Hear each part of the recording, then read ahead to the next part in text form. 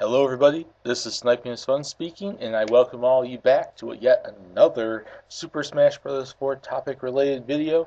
This time, I talk about the idea of if the main three franchises in Super Smash Bros., Super Mario, Legend of Zelda, and Pokemon, if they were to get a sixth character, what choices do I think might stand a chance of receiving those spots?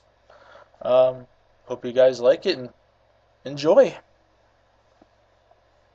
Okay, so basically, what I'm going to start off with the Super Mario franchise, and I'm basically how I plan on doing this is I have three choices for each of these franchises, three choices for a roster spot if there was a sixth one.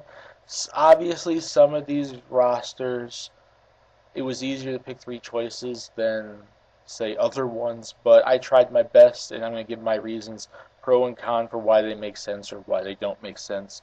Um, like I said, I'm going to start with the Mario roster. The first one, we have Rosalina now. That makes it five, and they have their newcomer. We have five characters. That's probably where they're going to stay. But if Mario was to get a sixth character, the first choice I could potentially see would be Paper Mario. And yes, that's another version of Mario, but unlike, Toon Link slash Young Link for, normal Link, this is a different variation on Mario, enough to make him different. You can give him the attacks from the Paper Mario series. You can even give him variations on his moveset from the Mario and Luigi series. You can make him use the hammer as a move, all the items as a move, and stuff like that. You can make him different enough to actually be in. We are seeing a stage finally from the Paper Mario series after all this time being included in Super Smash Brothers so far on the 3DS, and there's bound to be a Wii U stage as well.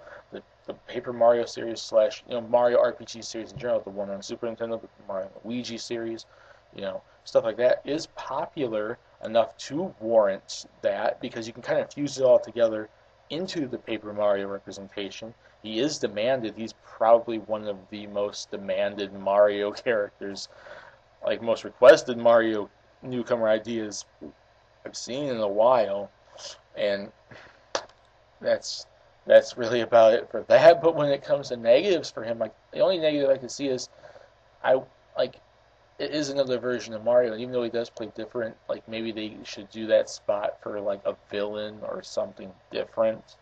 Like that's the only thing I could see for that. And also the possibility that they might make him too similar to the already in the game Mario. Like they might take too many ideas. Like I know they can make him different, and he could be more different than maybe like the other Links or whatever, or other characters like Lucina, Tamara, and whatnot. But like I'm not saying they can't be different. I'm just saying maybe more different than they are. But it's that worrying factor that why, like, the possibility that Sakurai might be like, oh, let's just make him like mostly like Mario, like Dr. Mario was to Mario in Melee, and give him some different moves. I think the main thing I think most people worry about is how different would he play. Another choice I would say would be Bowser Jr. for the Mario series. I thought about this idea for a while because he's basically had a big inclusion in the series since Sunshine, and so he's basically had a big inclusion in the Mario series for over 10 years now, like about 11, 12 years now. He's basically was in both Mario Galaxy. He was in Mario 3D Land, Mario 3D World, all the sports games, all the kart games, everything. He's a big inclusion now, and he would be another villain rep. And he does fight differently than his father. You don't need the paintbrush. That could be a choice for his moveset, but he doesn't require the paintbrush. He basically has his little gadgets he uses in the Mario Galaxy series and stuff like that, like when you fight him in boss battles. And he he could do all that stuff, and he would, like I said, he'd be another villain rep. Like you can give him some similarities to Bowser, but I could see him being very very different. Where maybe his moves are more variations, and you throw in his gadgets, you throw in his paintbrush, you throw in whatever else you want to do to make him different, make him a vastly different character, different Final Smash, stuff like that, and like. You make him, you can make him different, and I do see requests for him too. He is quite a popular character in the Mario series. I think the negative of him would basically be maybe not enough demand, maybe not enough reason to include him, maybe, or some people maybe I don't know. There's like I can't really think of any cons for him as much as I would think for like a Paper Mario. Even though I think Paper Mario has more kind of pros, but Paper Mario I think has more cons. But Bowser Jr. has enough pros, but I can't really see that many cons with him because he'd be a villain rep, and I think Mario needs another one of those. So I don't really know about him all that much.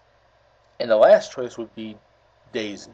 And yes, this was the roster. I had a hard time trying to think like a third character. I couldn't think of anyone else. I wouldn't think of Waluigi besides he's already an assist trophy. And even if he wasn't an assist trophy, I would look at him and be like, well, he's only basically Mario Party and Mario Kart, Mario this and Mario that. He's like, why isn't he Mario like WarioWare or Wario Land or the main Mario games? Waluigi made no sense. And Daisy really doesn't make much sense. Like she out of all these choices is the least likely because she's basically just like Waluigi.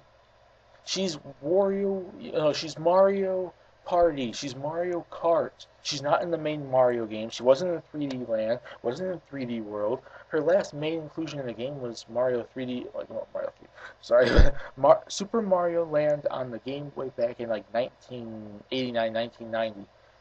Like that was her last main inclusion. Since then, well, she's been a minor character in Party and sports and everything. Like she doesn't really make much sense. Like her pros are basically that she would fight differently, she would bring something unique, and there is a fan base for her. Obviously, her cons, she is not very relevant. She's not in the main game until we see her playable in the main Mario game or anything but the side games. She does not make much sense to be included in this game.